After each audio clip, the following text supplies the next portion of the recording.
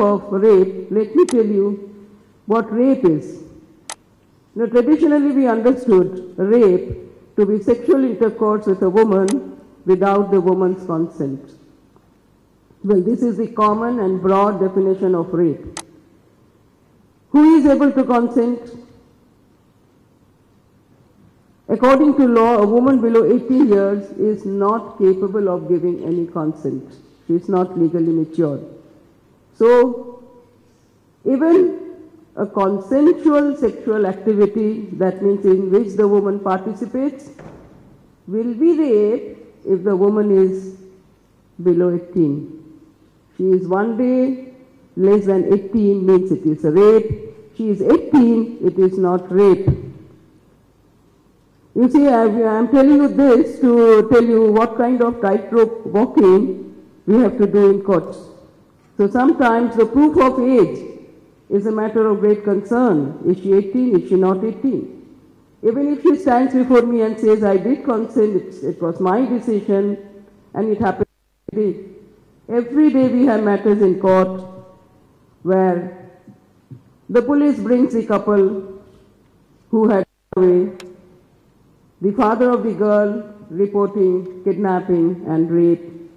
The girl appears with the boy with whom she had run away, says, now I am his wife. I am below 16, so I am 15. Very technically speaking, it would be rape. If she is married before the so-called sexual encounter or intercourse. Now, sex with wife is not rape, unless the wife is below 15. These are all technicalities, but we have to deal with all of these. The wife above 15,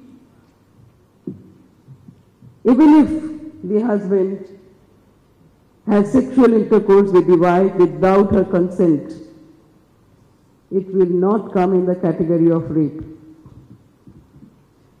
The consent means free consent.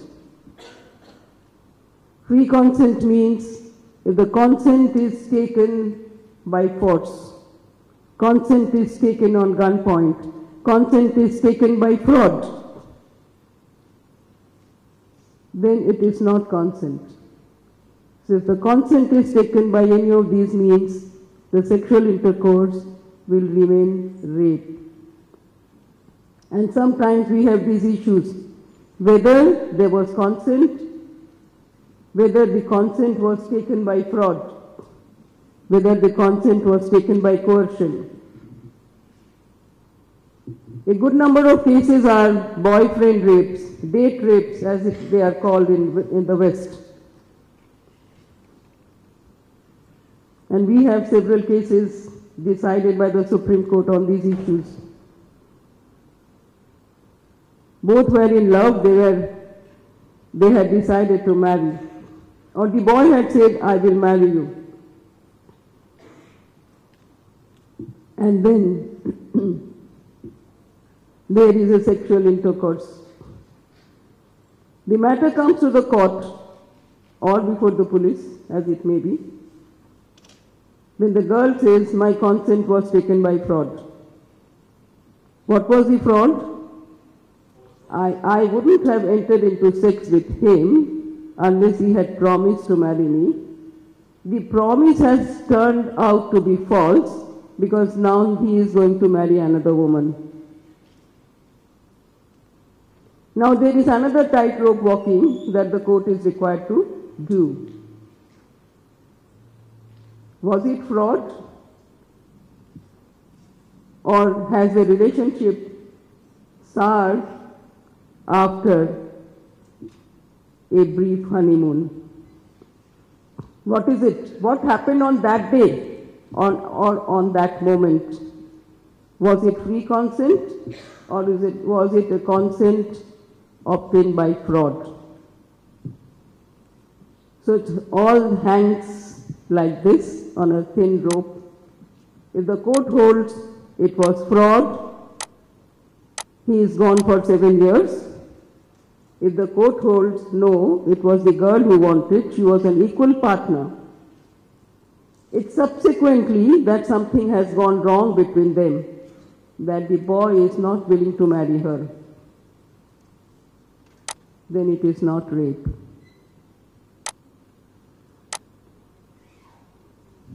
Now, having said this, let me tell you there are other things now which are also within this category of rape.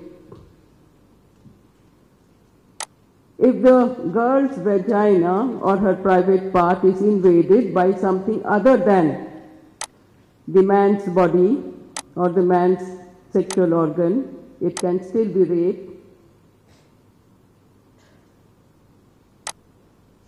If her private part is violated by any object, say any inanimate object, by stick or by any part of the man's body, or her private part is touched, or say oral sex, will all come in the category of rape. We have now, this amendment, other offences defined like voyeurism, we have stalking. These are also offences now created. There are other offences which you hear as sexual harassment. This offence is not new, the name is new.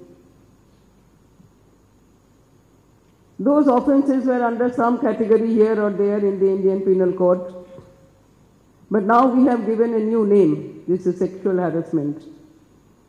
And you can read the Indian Penal Code to see what are sexual harassments.